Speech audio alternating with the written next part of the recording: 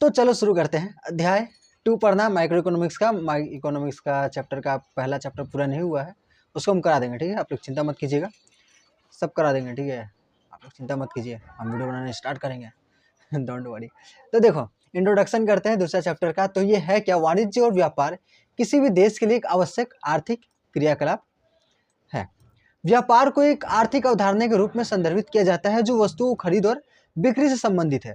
व्यापार दो या दो से अधिक पक्षों के बीच किया जाता है जो एक व्यक्ति या एक व्यावसायिक इकाई हो सकते हैं।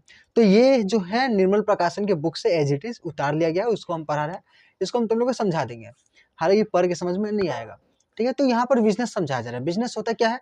बिजनेस दो लोगों के बीच में जब चीज़ों का आदान प्रदान होता है तो उसको बिजनेस कहा जाता है। तो दो तरह के चीज़ों का आदान प्रदान होता है, वो आगे हम लोग देखेंगे।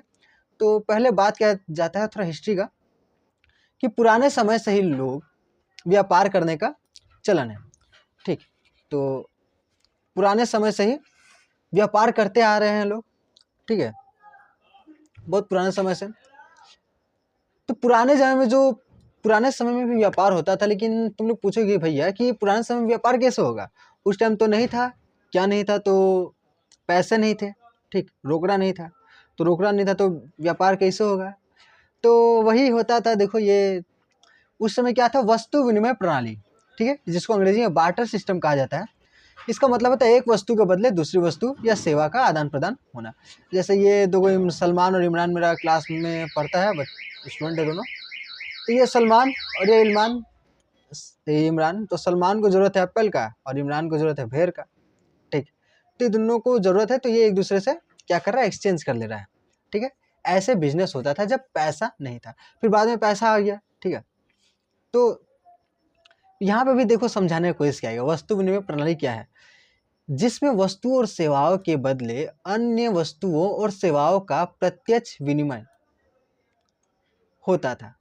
समझ में आया क्या है? अजीब लिख देता है, ठीक है, सिंपल लिख दो ना, एक वस्तु के बदले दूसरी वस्तु को आदान प्रदान, देना लेना। तो विनिमय मतलब कि आदान प्रदान ही होता है, लेकिन विनिमय लिखने का क्या दरकार है? विनिमय इतना मुश्किल शब्द, तो विनिमय मतलब एक्सचेंज होता है, ठीक है, अंग्रेजी में। तो जो इंग्लिश मीडियम के वो लोगों को समझ में आया, हिंदी में समझ में आया, इंग्लिश में लिख लेंगे, तो देखते हैं, ठीक है। व्यापार एक ही देशों के भौगोलिक सीमा के अंतर्गत भी होता है। और व्यापार होता कैसा है? तो व्यापार अपने देश में होता है और बाहर होता है। व्यापार दो तरह का होता है, एक तो अपने देश और एक बाहर के देश में, ठीक है। बाहर अन्य देशों के साथ भी होता है। वर्तमान काल में विदेशी या अंतर्राष्ट्रीय व्यापार का दायरा काफी बढ़ चुका है। आज विश्व का प्रत्येक देश अंतर्राष्ट्रीय व्यापार से जुड़ चुका है। तो जब स्टार्टिंग, बहुत पुराना जमाना में जब व्यापार स्टार्ट होना हुआ था, तब बार्टरी सिस्टम था। तब क्या था, अगल बगल पड़ोस में ही, आपको दूध का जरूरत है और मुझको आपका चावल का जरूरत है, तो लीजिए जी, एक बाल्टी दूध लीजिए, आप हमको एक बाल्टी चावल दीजिए, ठीक। तो झगड़ा भी हो जाता था कि एक बाल्टी दूध कहाँ, एक बाल्टी चावल, एक बाल्टी चावल का दाम तो कम होगा, एक बाल्टी दूध का दाम तो ज़्यादा होगा। तो उसी टाइम दाम फिक्स नहीं होता था, इसलिए बाद में पैसा को इंट्रोड्यूस किया गया, ठीक है। यही दिक्कत के चलते बाद में पैसा आया, ठीक। तो आगे देखते हैं और क्या है। तो देखो यहाँ पे अंतर्राष्ट्रीय व्यापार का एक लाभ दिया है। अंतर्राष्ट्रीय व्यापार से लाभ भी अधिक होता है, पैसा व्यापार से लाभ अधिक होता है, और देशों के बीच समझ और रिश्ता भी बढ़ता है। तो हम लोग इसी में पढ़ेंगे माइक्रो इकोनॉमिक्स का ये चैप्टर। तो इंटरनेशनल ट्रेड होता है, ठीक है। व्यापार होती है तो जाहिर है लेन देन भी होता है। तो व्यापार जब भी होता है तो उसमें ट्रांजैक्शन होगा, ट्रांजैक्शन लेन देन। आप कुछ दोगे, हम कुछ देंगे, ठीक है। हम तुमको कुछ दिए, जैसे हम तुम लोग को पढ़ा रहे हैं, कुछ भी चीज़ फ्री नहीं होता। अगर आप लोग इकोनॉमिक्स पढ़ रहे हैं तो इकोनॉमिक्स में एक कॉन्सेप्ट है कि कोई भी चीज़ फ्री नहीं है।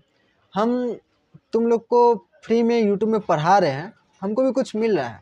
क्या मिल रहा है? सब्सक्राइबर मिल रहा है, व्यूज़ मिल रहा है। इससे क्या मिलता है? खुशी मिलता है। सब अपना खुशी के लिए काम कर रहा है, ठीक है। अगर मेरे सब्सक्राइबर और व्यू बहुत ज़्यादा होंगे तो पैसा भी मिलने लगेगा यूट्यूब से, ठीक।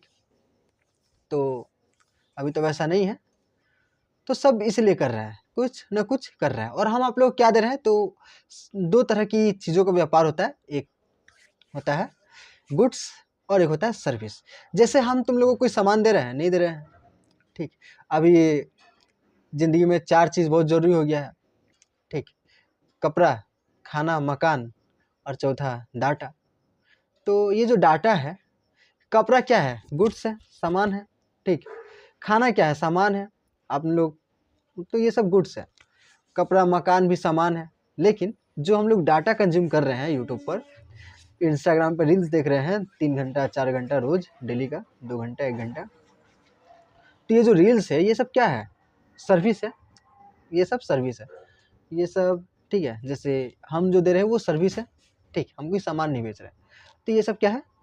सर्विस में आता है। 2 तरह की चीज़ों का आदान प्रदान होता है, एक तो गुड्स और दूसरा सर्विस। तो लेन देन होने पर उसका हिसाब किताब भी जरूर होता है, ठीक। साथ ही लेन देन में मुद्रा का प्रयोग भी होता है। तो हम कुछ खरीदेंगे तो पैसा देना होगा, आप कुछ खरीदेगा तो पैसा देना होगा, ठीक। तो पैसा का भी लेन देन होता है। लेकिन दिक्कत क्या है अंतर्राष्ट्रीय बाजार में? सबसे बड़ी दिक्कत अंतर्राष्ट्रीय व्यापार में कि देशों की मुद्रा एक जैसी नहीं होती है। किसी देश की मुद्रा का मूल्य अधिक होता है, किसी देश का कम। तो जब दुनिया बना था तो बहुत बाद में पैसा आया। जब पैसा आया तो सबका दिमाग में पैसा का वैल्यू अलग अलग बैठा हुआ है। जैसे हम लोग का 100 रुपया, 80 रुपया, जो एग्जैक्ट है 80 रुपया मान लो, ठीक। हम लोग 80 रुपया में जो सामान खरीद लेते हैं, वो अमेरिका वाला लोग, वो लोग का मिलता है 80 रुपये का सामान $1 में, ठीक है। वैल्यू वही है, हमारे पास 80 रुपये का वैल्यू वही है, उसका पास $1 का वैल्यू वही है। जैसे तुम लोग सोचो, अभी सोचो 1 रुपया का कॉइन, 1 रुपया का वैल्यू कितना आ रहा है आप लोग के पास? जरा सा भी नहीं आ रहा। उसको चाहो तो फेंक भी दोगे, कुछ नहीं होगा, ठीक। 100 रुपया का नोट इमेजिन करो, 100 रुपया का नोट इमेजिन किए, तो उसका जितना वैल्यू मन में तो बुझा रहा है ना कि इतना वैल्यू है 100 रुपया का। अब वो 100 उसको फाड़ने में दर्द होगा। 1 रुपया का कॉइन फेंक दिए, ज़्यादा नहीं बुझाया, ठीक है। 100 रुपया का नोट फाड़ोगे, समझ में ना? सोचो 100 रुपया का नोट फाड़ रहा है। अब सोचो 100 रुपया का इतना बड़ा बंडल है जिसमें टोटल 10,000 रुपये, उसको जला रहे हो, ठीक। अब सोचो 1 लाख रुपया रखा हुआ, उसको जला रहे हो। 100 लाख रुपया रखा है, उसको जला रहे हो। तो 100 लाख रुपया का अलग वैल्यू है मन में। 100 लाख रुपया, 1 करोड़ रुपया, 100 लाख मतलब 1 करोड़, ठीक। तो 100 लाख रुपया, और क्या, 1 करोड़ रुपया। फ्लैट मोड में कर दे, नहीं तो फोन आता रहेगा, 1 मिनट। तो 100 लाख रुपया का वैल्यू अलग है, 100 रुपया का वैल्यू अलग है। कहाँ 100 रुपया, कहाँ 100 लाख रुपया, वैल्यू अलग है, आसमान जमीन का अंतर है, ठीक। तो ये जो वैल्यू हमारे यहाँ पर बैठा हुआ है दिमाग में, 80 रुपया का जो वैल्यू बैठा हुआ है, वैसी अब वो तो दूसरा देश है, सेम वैल्यू कैसे पुट कर सकता है? तो वो जब डॉलर निकाला तो $1 का वैल्यू कुछ अलग रखा। तो पैसा का वैल्यू जो दिमाग में बैठ जाता है, वही सब जगह का अलग अलग पैसा है और अलग अलग सबका दिमाग में वैल्यू है। तो वही सेम सोच सकते हो, जैसे कि दुबई में एक दिन 1 रियाल चलता है, ठीक। तो एग्जैक्ट नहीं पता है क्या चलता है, ठीक है। तो सब जगह वैल्यू अलग अलग है, वैल्यू अलग अलग है। बुझाया कि नहीं बुझाया बताना, ठीक है। अगर नहीं समझ में आया तो कमेंट कर देना, अलग से वीडियो बना के तुम लोग को समझा देंगे, अलग से, सिर्फ उसी टॉपिक पर। जो टॉपिक नहीं समझ में आएगा उस टॉपिक पर कमेंट कर देना। फिर भी एक व्यवस्था के तहत लेन देन चलता रहता है। यह व्यवस्था विदेशी विनिमय व्यवस्था के अंतर्गत आती है। तो एक व्यवस्था बना हुआ है जिससे सबका वैल्यू पता चल जाता है। अब 100 रुपया का सामान अमेरिका भेजे, ठीक, तो वहाँ उस 100 रुपये का सामान नहीं, वहाँ $1 कुछ सेंट का सामान है। 80 रुपया, 80 रुपया बराबर लोग का $1 होता है। तो हम लोग 80 रुपये का सामान भेजेंगे वहाँ पे, तो लोग बोलेगा ये 80 रुपये का सामान नहीं है, ये $1 का सामान है, ठीक है। तो ऐसा होता है, चेंज करना पड़ता है उस देश के हिसाब से, और चेंज होता है डॉलर में, ठीक। पहले डॉलर में एक्सचेंज करेंगे, उसके बाद कुछ और। तो विदेशी विनिमय दर की सूची एवं इसके निर्धारण के द्वारा एक देश की मुद्रा को दूसरे देश की मुद्रा में रूपांतरित किया जाता है। तो इसी को एक्सचेंज करना बोलते हैं, पैसा एक्सचेंज करना। कोई बाहर देश से घूमने आया है, उसको यहाँ पर रुपया, डॉलर लेके आया तो डॉलर यहाँ पे तो चलेगा नहीं, डॉलर को जाएगा, एक्सचेंज कराएगा, उसका रुपया मिलेगा, रुपया को लेके घूमेगा, ठीक है। तो जैसे हम लोग को दिन में, मान लो कोई कमा रहा है 800 रुपया पर डे कमा रहा है, ठीक, यहाँ पे कुछ काम करके। अब सेम अगर वो अमेरिका में कमा रहा है तो उसको कितना मिलेगा? अगर 800 रुपया ही देना है तो तो वहाँ पे उसको मिलेगा $10। $10, $1 का मतलब 80 रुपया, तो $10 का माने 800 रुपया। तो वो एक दिन में $10 कमा रहा है। यहाँ का आदमी जो 800 रुपया कमा रहा है, तो वहाँ पर अगर $10 का जो वैल्यू है वही 800 का वैल्यू होगा। तो शायद समझ में आया होगा। ये थोड़ा नहीं समझ में आना वाला टॉपिक है, थोड़ा कम समझ में आता है, बाद में समझ में आ जाएगा, ठीक है। जैसे जैसे आगे बढ़ोगे। लेन देन में प्रयोग होने वाली वस्तु दो तरह की होती है, तो ये वाला समझो, आर्थिक और गैर आर्थिक। आर्थिक को इंग्लिश में बोलते हैं इकोनॉमिकल गुड्स, और गैर आर्थिक को बोलते हैं नॉन इकोनॉमिकल गुड्स। इंग्लिश नाम ही ज़्यादा बेटर है, इकोनॉमिकल गुड्स और non economical goods. Economical goods वो होता है जिसको हम लोग बेच सकते हैं, ठीक। कुछ भी चीज़, जो भी चीज़ बेचा जा सकता है उसको बोलते हैं इकोनॉमिकल गुड्स। जैसे कपड़ा बेचा जा सकता है, माउस बेचा जा सकता है, हेडफोन वगैरह, ये सब जो ब्लैक बोर्ड, जितना कुछ भी बेचा जा सकता है वो सब है इकोनॉमिकल गुड्स। अब जब हम लोग व्यापार करेंगे तो जो चीज़ बेचा जा सकता है उसी को ना बेचेंगे। अब ऐसा तो नहीं ना कि हवा को पकड़ लिए, ले भाई हवा 5 रुपये में, ठीक। तो गैर आर्थिक वस्तुएं क्या होती है? वो चीज़ जो बहुत मात्रा में उपलब्ध है पहले से, ठीक है, पहले से उपलब्ध है और उसको बेचा नहीं जाता है क्योंकि बहुत ज़्यादा है, कौन खरीदेगा उसको? आपको कोई बोले हम तुमको ऑक्सीजन दे रहे हैं, खरीदेगा नहीं ना। तो वही बात है, कौन खरीदेगा? जैसे कि धूप है, धूप आपको कोई बेचेगा, तो धूप क्या है? नॉन इकोनॉमिकल गुड्स, ठीक है। जैसे हवा, धूप, बारिश, ये सब क्या है? गैर आर्थिक वस्तुएं हैं। गैर आर्थिक वस्तुओं का अंतर्राष्ट्रीय व्यापार के साथ लगभग कोई संबंध नहीं रहता। अब आप बोले कि भैया हॉस्पिटल में तो ऑक्सीजन सिलेंडर बेचा जाता है, वो भी तो हवा ही है, तो वो थोड़ा सा एक्सेप्शनल हो गया, ठीक, थोड़ा सा अलग टॉपिक है। हाल माने नॉर्मली हवा नहीं बेचा सकता, पानी को नॉर्मली बेचा नहीं जाता, वो 10-20 रुपये वाला बोतल में मिल जाता है, लेकिन नॉर्मली घर में आप लोग थोड़ी खरीद के पीते हो, घर में तो नॉर्मल नल का पानी आता है, तो सेम वही बात है, ठीक है। तो वो हो गया गैर आर्थिक वस्तु है। लेकिन आर्थिक वस्तुओं का अंतर्राष्ट्रीय व्यापार के साथ गहरा संबंध होता है। तो व्यापार में क्या करेंगे? आर्थिक वस्तुओं का ही व्यापार करेंगे, ठीक, जो चीज़ों को बेचा जा सके। इकोनॉमिकल गुड्स का ही बिजनेस होता है, ट्रांजैक्शन होता है। कुछ वस्तुएं एवं सेवाएं व्यापार से बाहर रहती है, फिर भी इनका एक मूल्य अथवा आर्थिक अस्तित्व रहता है। एक देश से दूसरे देश में कई प्रकार की वस्तुएं एवं सेवाएं भेजी जाती है और फिर उस देश से वापस भी आती है। तो हम लोग जब अंतर्राष्ट्रीय व्यापार होता है तो एक देश से दूसरा देश में बहुत सारा गुड्स भी भेजा जाता है, सर्विस भी भेजा जाता है। अभी एलोन मस्क, नाम सुना होगा तुम लोग, एलोन मस्क, तो वो जो है भारत में सैटेलाइट वाला इंटरनेट देने का बात कर रहा है। जैसे हम लोग को टावर से आता है ना नेट, तो वो बोला सैटेलाइट से नेट आएगा, ठीक। तो वो अपना देश, वो तो है अमेरिका का, तो अमेरिका का सर्विस कहाँ देगा? भारत में देगा। तो क्या दे रहा है? सर्विस दे रहा है। तो जैसे हम लोग तो जियो वाला आपत्ति किया था, नहीं आएगा नहीं आएगा, नहीं तो हमारा बिजनेस खा जाएगा। देखते आ गया। देश के अंदर ही व्यापार करना अंतर्राष्ट्रीय स्तर पर व्यापार करने की अपेक्षा समान है। अब ये हम लोग बात कर लिए, इन किस पे बात किए? अंतर्राष्ट्रीय व्यापार पे, एक देश से दूसरा देश में व्यापार करेंगे तब। अब बात कर रहा है कि जब इसी देश में व्यापार करेंगे तब, तो इसी देश में व्यापार करने को आंतरिक व्यापार कहा जाता है, ठीक है। तो जब इसी देश में व्यापार करते हैं, जब दूसरे देशों के साथ व्यापार करते हैं, तब हम लोग का क्या फायदा होता है? लाभ ज़्यादा होता है, ठीक। और क्या होता है? अपना सामान बहुत जगह तक फैला पाते हैं, और एक देश से दूसरा देश में रिलेशन अच्छा बैठता है जब व्यापार होता है। और जब अपना देश में ही व्यापार करते हैं तब क्या फायदा होता है? तो भाई आप दूसरा देश में व्यापार करोगे, आपको उस देश का हिसाब से टैक्स भी देना होगा। आप वहाँ पर सामान बेच रहे हो, टैक्स देना होगा, ठीक है। वहाँ से सामान इंडिया लाके बेच रहे हो तो आपको टैक्स देना होगा। लेकिन आप अपने ही देश का सामान इधर ही बेचोगे तो आपको ड्यूटी, कस्टम ड्यूटी, ये सब नहीं देना होगा, ठीक है। तो बस ये सब बच जाता है। टैक्स जो खरीदता है उसको टैक्स देना पड़ता है, ठीक है। तो ये सब थोड़ा बढ़िया है कि व्यापार, और दूसरा देश में ले जाके सामान बेचोगे तो थोड़ा कुछ शर्त होता है, रूल्स रेगुलेशन होते हैं। उस रूल्स रेगुलेशन का बहुत सख्ती से पालन किया जाना चाहिए, ठीक। नहीं पालन करने से उठा के जेल में डाल देगा। लेकिन यहाँ पर हम लोग बिजनेस कर रहे हैं, रूल्स रेगुलेशन उतना मानने का दरकार नहीं है, चल जाता है काम, अपना ही देश में। अंतर्राष्ट्रीय व्यापार के साथ कुछ नियम, शर्तें, सरकारी निर्देश आदि जुड़े रहते हैं, जिनका बाध्यतामूलक रूप से पूरा करना आवश्यक होता है। व्यापार होगा या नहीं, इससे लाभ होगा या नहीं, यह एक अलग सी परेशानी होती है। अब ये भी एक दिक्कत है इंटरनेशनल ट्रेड में कि लाभ होगा या नहीं, कोई ठीक नहीं है। अब कोई अलग सा अटपटा सा बिजनेस का नियम बना दिया, अब नियम से लाभ हो रहा है या नहीं, इससे कोई फर्क नहीं पड़ता, सरकार को आपको करना ही पड़ेगा।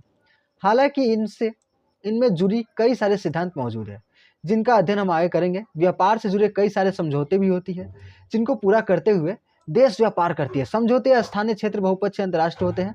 यह व्यापार को सुचारू रूप से चलाने में मदद करती है। इस अध्याय के अंतर्गत हम घरेलू तो ये सब पढ़ेंगे, ठीक है। तो यहाँ जो टॉपिक है, इंट्रोडक्शन टॉपिक से यहाँ से बनते हैं हमारे कुछ क्वेश्चन। जैसे वस्तु विनिमय प्रणाली क्या है, व्हाट इज बार्टर सिस्टम। तो बार्टर सिस्टम वही है कि एक जिसमें वस्तु के बदले वस्तु या सेवा का आदान प्रदान होता था। वस्तु या सेवा के बदले वस्तु या सेवा का आदान प्रदान, जिसमें पैसा नहीं लगता था, ठीक है, उसको कहते हैं बार्टर सिस्टम, ठीक है। तो कभी दोस्त लोग करता ही है बार्टर सिस्टम कि तुम मेरा ये हेल्प कर दे, हम तुमको खिला देंगे। पैसा तो नहीं दे रहा है हेल्प करने का, तुम उसको एग्जाम में दिखा दे, हम तुमको बाहर में जो खाएगा बिरयानी खिलाएंगे 1 प्लेट। एग्जाम में इसे बोलता ही है लड़का लोग, ठीक। तो ये क्या है, बार्टर सिस्टम। अब तुम सर्विस दिया अपना दोस्त को, एग्जाम में दिखाया, सर्विस एक तरह का। अब वो जो सर्विस हुआ उसका तुमने पैसा तो पे नहीं किया, उसको क्या किया, उस सर्विस के बदले बिरयानी खिला दिया, ठीक है, शुद्ध बोध।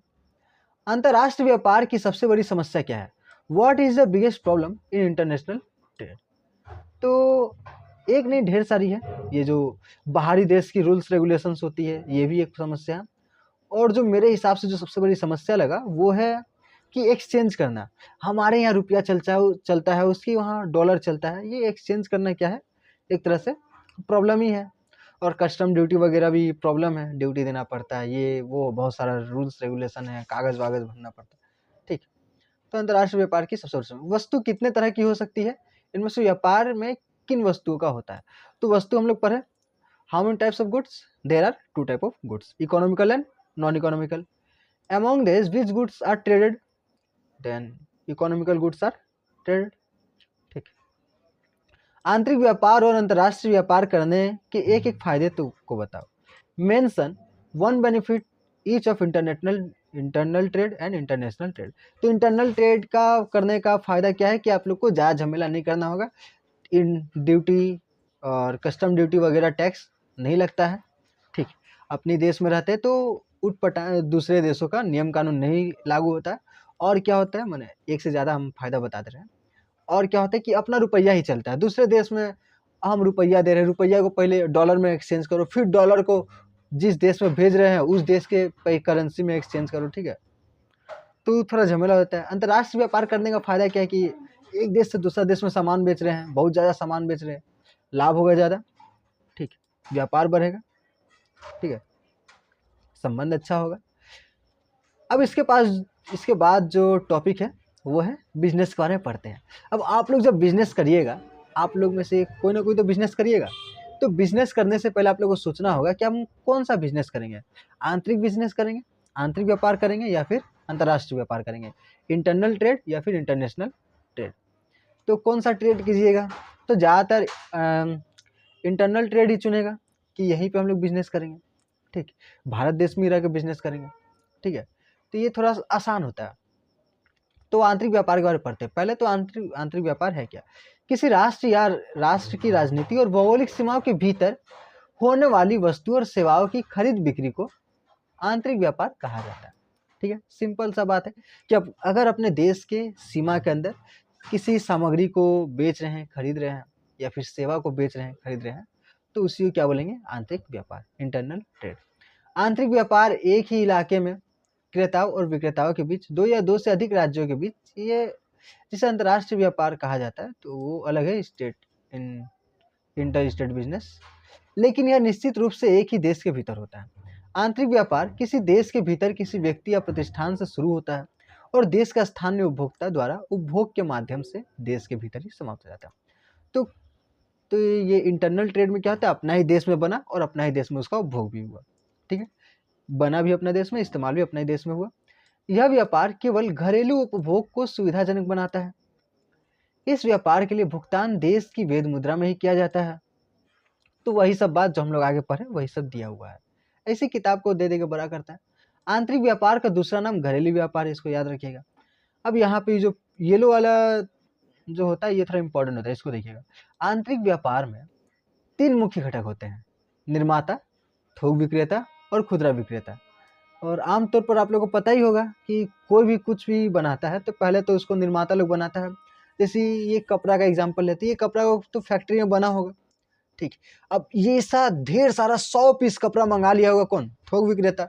अब थोक विक्रेता से खुदरा विक्रेता कितना लिया होगा? 10 पीस। अब हम उससे जाके कितना ले लिए? 1 पीस, ठीक है। तो जब भी आंतरिक व्यापार होगा तो ये सब लोग बीच में होते हैं, निर्माता होंगे, थोक विक्रेता होंगे, खुदरा विक्रेता होंगे, और उसके बाद किसको मिलेगा? कस्टमर को मिलेगा, ठीक है। आपका जो किताब बनता है, किताब छपाता है, डायरी वायरी है, तो ये जो डायरी कोई बनाया फैक्ट्री, अब ये फैक्ट्री से बहुत ज़्यादा डायरी खरीद लिया कोई, उसको बोलेंगे थोक विक्रेता। अब वो 1 पीस बिक्री नहीं करेगा, वो बोलेगा कम से कम 20 पीस लो, 10 पीस लो, तभी हम तुमको बेचेंगे, और वो कम दाम में देगा। फिर खुदरा विक्रेता क्या करेगा? जाके आगे बेचेगा कस्टमर को, ठीक। तो यही होता है क्या? बिजनेस। तो निर्माता वे इकाइयाँ हैं जो बड़े पैमाने पर माल का उत्पादन करने के लिए जिम्मेदार हैं। थोक विक्रेता वे इकाइयाँ हैं, तो यहाँ पे इकाई बोला जाता है, यूनिट बोला जाता है, पूरे को यूनिट देखा जाता है, ठीक है। तो ये इकोनॉमिक्स पढ़ रहे हैं, इकोनॉमिक्स का थोड़ा टर्म से ये सब याद रखिएगा, ठीक है। इकाइयाँ हैं जो निर्माताओं से थोक में माल खरीदते हैं, थोक में बहुत ज़्यादा। और खुदरा विक्रेता वे इकाइयाँ हैं जो थोक विक्रेताओं से कम मात्रा में माल खरीदते हैं और उन्हें सीधे ग्राहक को बेचते हैं, ठीक है। ये सभी एक दूसरे से जुड़े हुए हैं। आंतरिक व्यापार को 2 श्रेणियों में वर्गीकृत किया जा सकता है, थोक व्यापार और खुदरा व्यापार। तो जो इंटरनल ट्रेड है उसको 2 भागों में बांटा जा सकता है। तो थोक व्यापार क्या होता है? थोक व्यापार घरेलू व्यापार की मुख्य श्रेणियों में से एक है। इस प्रकार के व्यापार में सामान आमतौर पर निर्माता से भारी मात्रा में खरीदा जाता है। तो अगर आप ट्रेड कर रहे हैं, आप व्यापार कर रहे हैं, तो आपको सोचना होगा कि हम क्या करेंगे।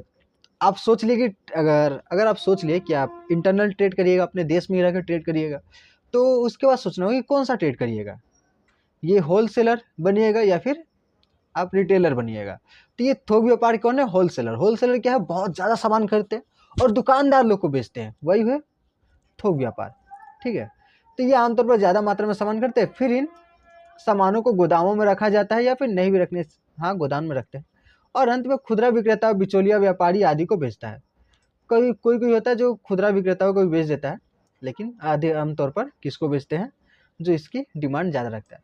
थोक व्यापार में सामान सीधे अंतिम उपभोक्ता तक नहीं बेचा जाता है, इसलिए थोक व्यापारी के सभी ग्राहक वाणिज्य उपयोगकर्ता या अन्य बिचौलिया होते हैं, अंतिम ग्राहक नहीं।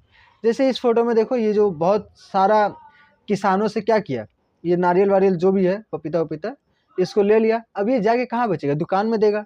दुकान वाले किसको देगा? कस्टमर को देगा। तो ये क्या हो गया? थोक विक्रेता, थोक व्यापारी हो गया, होलसेलर। और हमारे पुष्पा भाई, ठीक, पुष्पा भाव क्या कर रहे हैं? बहुत सारा लकड़ी वकड़ी काट रहे हैं, लकड़ी काट के किसको बेचेंगे?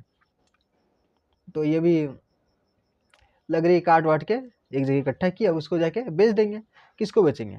वही खुदरा व्यापार लोग को बेचेंगे, वो लोग जाके उसका सामान वामान बना के बेचेगा।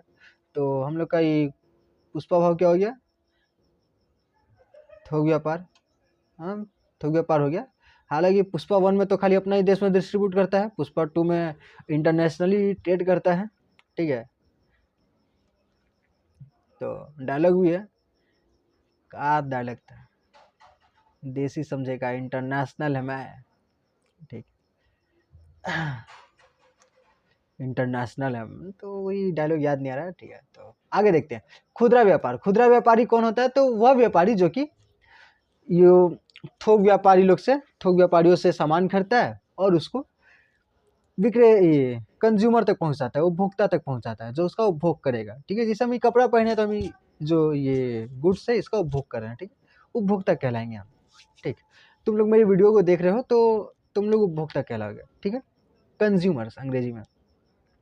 तो यह थोक विक्रेता निर्माता और उत्पादक के ग्राहकों के बीच की कड़ी होती है। इसमें वस्तु आमतौर पर उपभोग के लिए बेचा जाता है। खुदरा व्यापार वितरण चक्र का अंतिम चरण है, ठीक, ये लास्ट में होते हैं, इसके बाद पहुंच जाता है कस्टमर तक, ठीक है। तो खुदरा विक्रेता थोक विक्रेता से या कभी कभी सीधे उत्पादकों से थोक में बड़ी मात्रा से रियायती मूल्य पर माल खरीदता है, कम दाम पे सामान खरीदता है और फिर आगे जाके खुदरा मूल्य पर ज़्यादा दाम पे बेच देता है, ठीक है। इसकी जैसे कि हम लोग सब्जी मंडी देख लेते हैं, ये जो चच्चा है, चच्चा प्याज बेच रहे हैं, टमाटर बेच रहे हैं, ये सब बेच रहे हैं, किसको बेच रहे हैं? सीधा कस्टमर को बेच रहे हैं। कहाँ से खरीदे होंगे? तो थोक विक्रेता से खरीदे होंगे, ठीक, थोक व्यापारी से। जिसके पास बहुत ज़्यादा टमाटर होगा उससे ले लिए थोड़ा, जिसके पास बहुत ज़्यादा प्याज होगा उससे ले लिए थोड़ा। ये सब सब्जी वब्जी उधर से ला के यहाँ पे कस्टमर को बेच रहे हैं। तो ये क्या हो गया, ये हो गए खुदरा व्यापारी। हम लोग आसपास जो मोदी खाना दुकान होता है सब खुदरा व्यापारी लोग हैं, ठीक है। कलकत्ता में जाइएगा उधर सब क्या मिलेगा, थोक व्यापारी लोग मिलेगा। वस्तुओं की खरीद बिक्री एक ही देश की, इसका विशेषता क्या है, तो वस्तुओं की खरीद बिक्री एक ही देश की सीमाओं के भीतर होता है। वस्तुओं और सेवाओं के लिए भुगतान स्वदेशी मुद्रा में ही किया जाता है, रुपया में ही किया जाता है, ठीक है। इसमें उत्पादकों, उपभोक्ता और बिचौलियों के बीच लेन देन शामिल होता है। इसमें कौन कौन लेन देन होता है, तो अरे उत्पादक, उपभोक्ता और बिचौलियों के बीच लेन देन शामिल होता है। ये लाइन को छोड़ दो। इसमें लिखना विक्रेता, दुकानदार और कस्टमर के बीच लेन देन होता है, सिंपल भाषा में लिख देना। घरेलू व्यापार में केवल उस देश में प्रचलित कानूनों का ही पालन करना होता है, ठीक। घरेलू व्यापार देश में वस्तुओं और सेवाओं की किफायती ढंग से उपलब्ध कराने के लिए किया जाता है। इसमें कोई सीमा शुल्क, आयात शुल्क ये सब नहीं लगता है। तो वो हुआ अंतर्राष्ट्रीय व्यापार का विशेषता। अब देख वन आंतरिक व्यापार का। अब आते हैं अंतर्राष्ट्रीय व्यापार पे, इंटरनेशनल ट्रेड। इंटरनेशनल ट्रेड क्या होता है, तो जब अपने राष्ट्र सीमा से बाहर जाके किसी वस्तु या सेवा को बेचते हैं तो उसको क्या कहते हैं, इंटरनेशनल ट्रेड, ठीक है। इसमें दो पक्ष होते हैं या फिर दो देश शामिल होते हैं, दो या दो से अधिक देश शामिल भी हो सकते हैं, ठीक। तो इंटरनेशनल ट्रेड जो है ये भी दो तरह का होता है, ये एक्चुअली तीन तरह का होता है, ठीक। तो अंतर्राष्ट्रीय व्यापार के प्रकार, अंतर्राष्ट्रीय व्यापार को तीन श्रेणियों में वर्गीकृत किया जा सकता है। एक है इंपोर्ट, एक है एक्सपोर्ट। इंपोर्ट को निर्यात कहा जाता है और ना एक्सपोर्ट को निर्यात कहा जाता है, इंपोर्ट को आयात कहा जाता है। जब भी हम अपने देश में, देश का कोई सामान दूसरे देश में ले जाके बेच रहे हैं तो उसको बोलेंगे हम लोग निर्यात कर रहे हैं, ठीक। किसी देश का निर्यात व्यापार उस देश के निर्यात को शामिल करता है। निर्यात किसी अच्छा ई लाइन का मतलब क्या होगा, किसी देश का निर्यात व्यापार उस देश के निर्यात को शामिल करता है। तो भांग वांग खा के लिखता है का, निर्यात किसी देश में उत्पादित, क्लिप काट के भेज दीजिएगा। कौन है ये इसका लेखक, लेखक वो कौन है जी इसका, क्या थोड़ा आसान भाषा। उसके बाद ये लाइन ठीक लिखा है, निर्यात किसी देश में उत्पादित वस्तु और सेवाओं का बहिर्वाह है और वैश्विक बाजार में अन्य देशों को बेचा जा सकता है। तो आसान भाषा में लिखो, ये बच्चा लोग पढ़ेगा। आसान भाषा क्या है, निर्यात क्या है, जब हम अपने देश से सामान दूसरे देश को भेज रहे हैं, निर्यात कहलाता है वो, ठीक। आयात क्या है, जब दूसरे देश से सामान या सर्विस, गुड्स और सर्विस या सामान और सेवा अपने देश से मंगवा रहे हैं तो उसको आयात कहा जाता है जी। देखो ये भी क्या लिखा है, किसी देश का आयात व्यापार उस देश के आयात को शामिल करता है। शाबाश। मतलब इसका मतलब ये, किसी देश का आयात व्यापार उस देश के आयात को शामिल करता है। तो आयात व्यापार में क्या होता है कि आयात जो सामान आया उस वो शामिल होता है आयात व्यापार में।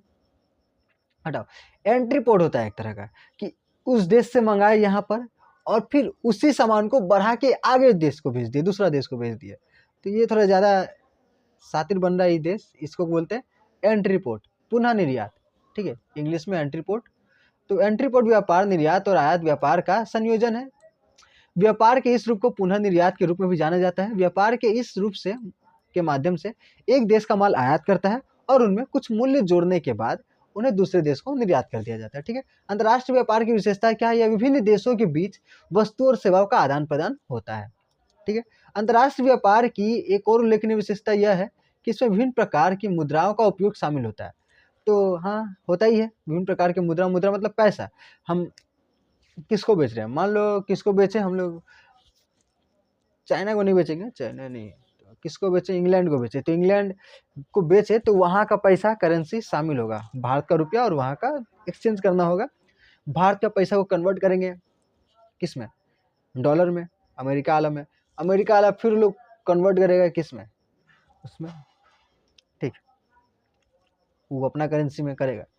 तो जलवायु, भाषा, वरीयता, आदतों, रीति रिवाज, माप आदि के अंतर के कारण अंतर्राष्ट्रीय व्यापार में एकरूपता का अभाव होता है। अब सब जगह का रहन सहन अलग है, जलवायु अलग है, तो सब जगह का अलग अलग मांग होता है। तो ये बात लिखा है, इस लाइन को हटाइए, मत पढ़िएगा, ठीक है, ये सब लाइन को मत पढ़िएगा, ठीक है। तो कुछ कुछ लाइन लोग बकवास लिख देता है, कोई बात नहीं, आगे आते हैं।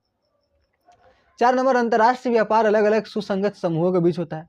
विभिन्न देशों के सामाजिक आर्थिक वातावरण का बहुत भिन्न होता है। हम क्वेश्चन आंसर लिख के भेज दें कि आप लोग लिख लीजिएगा। जैसे यहाँ बहुत बड़ा बड़ा लिखता है, क्या पता क्या लिखता है। अंतर्राष्ट्रीय व्यापार विभिन्न राजनीतिक इकाइयों के बीच होता है। हमको थोड़ा मौका मिला देखने का इंग्लिश का किताब। इंग्लिश का किताब बड़ा टू द पॉइंट लिखा हुआ था कि बस जितना दरकार उतना ही लिखेगा। ये लोग क्या पता क्या लिख देता है। इंग्लिश का किताब का PDF देखे हम टेलीग्राम चैनल पे। अंतर्राष्ट्रीय व्यापार में विभिन्न राष्ट्रीय नीतियों और सरकारी हस्तक्षेप शामिल होता है। तो अंतर्राष्ट्रीय व्यापार में राष्ट्रीय नीतियां शामिल होती है, सरकार भी इसमें शामिल होता है। अब आते थोड़ा अंतर पढ़ते हैं अंतर्राष्ट्रीय व्यापार एवं आंतरिक। अंतर्राष्ट्रीय व्यापार और आंतरिक व्यापार में अंतर, तो अंतर जानना थोड़ा जरूरी हो जाता है, एग्जाम में आता है। ठीक है, तो आप लोग बोर नहीं ना हुए। 30 मिनट हो गया, तो ज़्यादा नहीं, 5 मिनट है। तो देखो पहला अंतर क्या हो जाएगा। पहला अंतर तो वही विशेषता लिख देंगे। आंतरिक व्यापार वह व्यापार है जिसमें किसी देश की राजनीति और भौगोलिक सीमाओं के भीतर स्थित दो पक्षों के बीच व्यापार होता है। ठीक है, आप लोग सिंपल भाषा में लिख सकते हैं वह व्यापार, इसमें दो देशों अब इसमें अपने देश के भीतर में ही, अपने देश के राजनीतिक सीमा में ही, ठीक, राजनीतिक और भौगोलिक सीमा के भीतर ही क्या होता है, व्यापार होता है। इसमें अपने देश की सीमा के बाहर दो या दो से अधिक देशों में व्यापार होता है। ठीक है, सिंपल भाषा में लिख सकते हैं। ये क्या लिखा है, आंतरिक व्यापार देश की सीमाओं के बीच होता है, इसलिए इसमें केवल एक ही देश शामिल होता है। तो इसमें सिंपल हम लिख सकते हैं, इसमें एक ही देश शामिल होता है, इसमें दो या दो से अधिक देश शामिल होते हैं। इसमें सभी लेन देन के लिए भुगतान के माध्यम के रूप में घरेलू मुद्रा का उपयोग किया जाता है। तो यहाँ पर कौन सा मुद्रा इस्तेमाल होता है, घर का ही, अपने देश का ही मुद्रा इस्तेमाल होता है। यहाँ पर इसमें लेन देन के लिए भुगतान और उस मुद्रा में प्राप्त किया जाता है जिस पर व्यापार में शामिल दोनों पक्षों द्वारा पारस्परिक रूप से सहमति व्यक्त की जाती है। अधिकतर डॉलर में ही सहमति होता है। डायरेक्ट रुपया का पैसा उसमें हम लोग एक्सचेंज नहीं कर देंगे।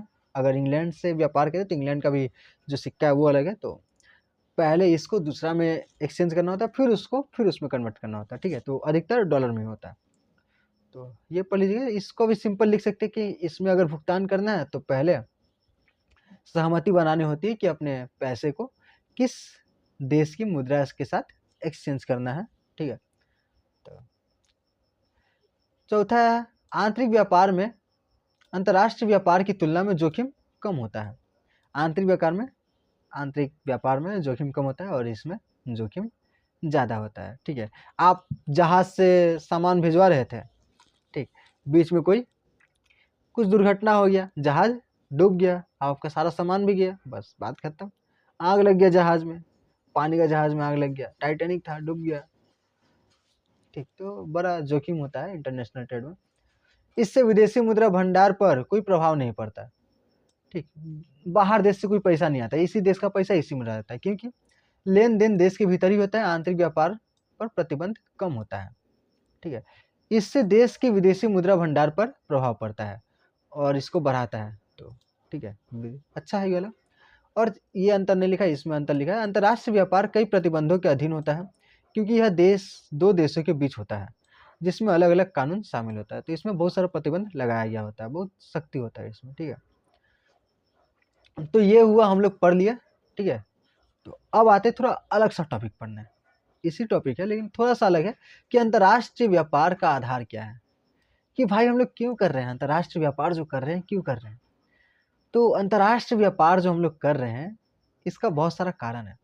ठीक, ये तो चलिए इसको पूरा पढ़ा ही देते हैं। ठीक है, अंतर्राष्ट्रीय व्यापार के सिद्धांत के सामने एक मूलभूत प्रश्न यह रहा है कि दो या दो से अधिक देश आपस में व्यापार क्यों करते हैं। क्यों कोई भी देश व्यापार तभी करेगा जब उसे व्यापार में लाभ होगा। ठीक, सही बात है। तो प्रश्न यह उठता है कि व्यापार से लाभ क्यों होगा। इन्हीं प्रश्नों के उत्तरों में तुलनात्मक लागत सिद्धांत का सार निहित है। अर्थशास्त्रियों ने मात्र श्रम को ही उत्पादकता का साधन मानते हुए विभिन्न देशों के बीच श्रम उत्पादकता के अंतर को ही व्यापार कारण कहा है। अर्थशास्त्रियों के अनुसार दो देशों के बीच लागतों या लागत दशाओं में जितना ही अंतर होगा उतना ही व्यापार से लाभ होगा। यह लाभ व्यापार में लाभ लेने वाले एक या दोनों ही देशों को प्राप्त हो सकता है। तो ये क्या बोल रहा है कि कोई भी देश व्यापार कब करेगा, जब एक देश में उस सामान को कम पैसे बनाया जा रहा होगा और इस देश में सामान को ज़्यादा पैसे बनाया जा रहा है, ठीक है। यहाँ पर मान लो कोई देश है जो कि उसी सामान को 80 रुपया बना रहा है, ये देश 20 रुपया बना रहा है। अब इस देश से सामान लाके यहाँ पर बेचेंगे तो 90 रुपया मिल जा रहा है। तो इस देश का सामान बिक रहा है 90 रुपया में, और इस देश में इसी देश का सामान बिक रहा है 100 रुपया में। तो वही सामान एक 90 में का है और एक 100 का है, ठीक है। तो कौन सा खरीदेगा इंसान? क्वालिटी भी मान लो सेम ही है तो 90 वाला खरीदेगा, ठीक। तो जब भी कुछ अलग होगा, पैसा का लेन देन अलग होगा, तभी क्या होगा? अंतर्राष्ट्रीय व्यापार बढ़ेगा, ठीक है। जिन कारणों से विभिन्न व्यक्ति आपस में व्यापार करते हैं, उन्हीं कारणों से विभिन्न राष्ट्र भी एक दूसरे से व्यापार करते हैं। कोई भी व्यक्ति अपने उपभोग के लिए आवश्यक सभी वस्तुओं व सेवाओं का उत्पादन नहीं कर सकता, और यह बात राष्ट्रों के संदर्भ में भी लागू होती है। तो कोई भी आदमी अपने लिए सभी जरूरी चीज़ों को बना नहीं सकता है, या तो वो खेती कर सकता है या तो कपड़ा बना सकता है, ठीक। अब कोई चाहे कि हम खेती कर ले, कपड़ों बना ले, अपना रहने का सारा सामान जुगाड़ ले, नहीं ना होगा, दूसरा का हेल्प लेना ही होगा, ठीक है। तो कई सारे देश भी ऐसा होता है, पूरा देश के पास इतना क्षमता नहीं कि सारा जरूरत का चीज़ वो खुद बना ले, ठीक। प्रकृति ने पृथ्वी की, इस बात को समझना थोड़ा जरूरी है, इसको हम कर लेते हैं, हाईलाइट कर देते हैं।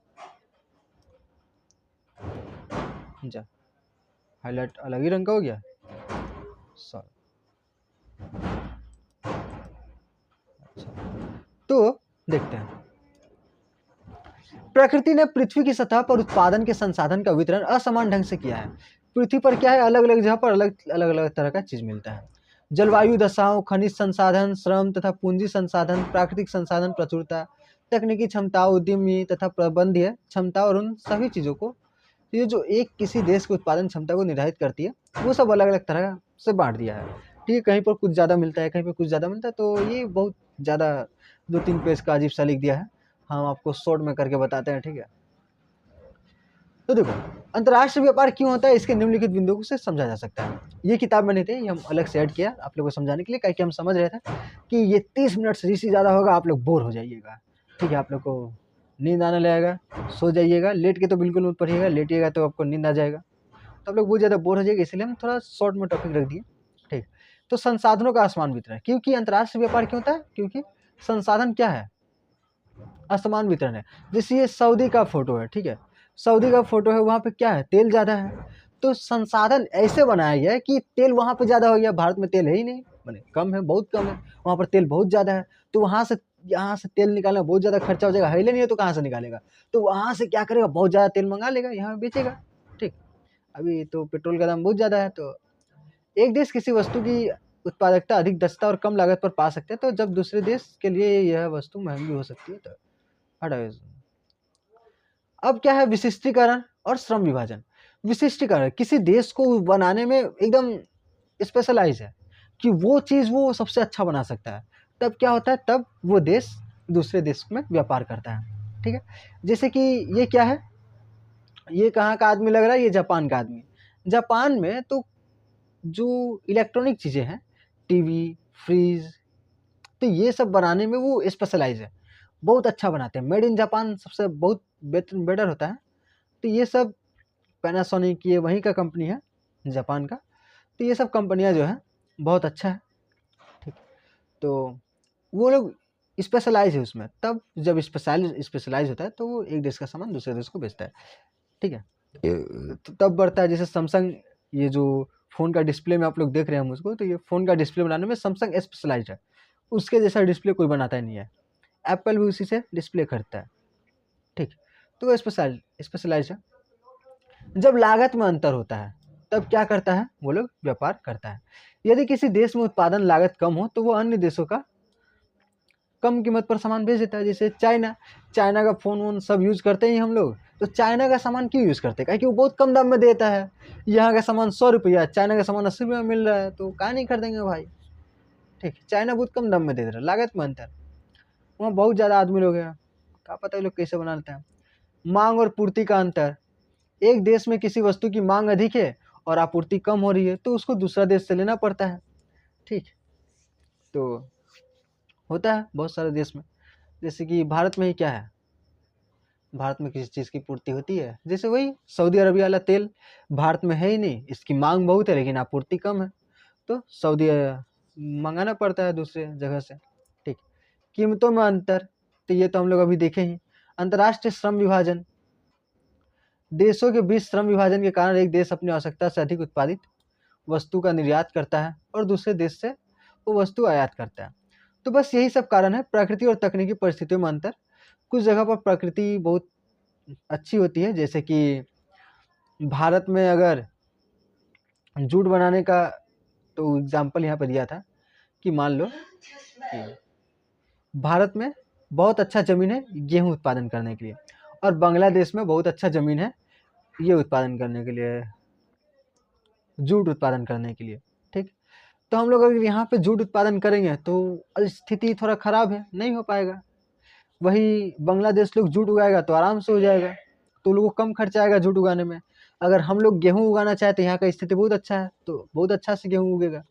ठीक, तो ऐसा क्यों नहीं हो सकता है कि हम लोग गेहूँ उगाए और बांग्लादेश को दे दे, और बांग्लादेश जूट उगाए हम लोग को दे दे? ऐसा हो सकता है ना, दोनों का मेहनत बचेगा।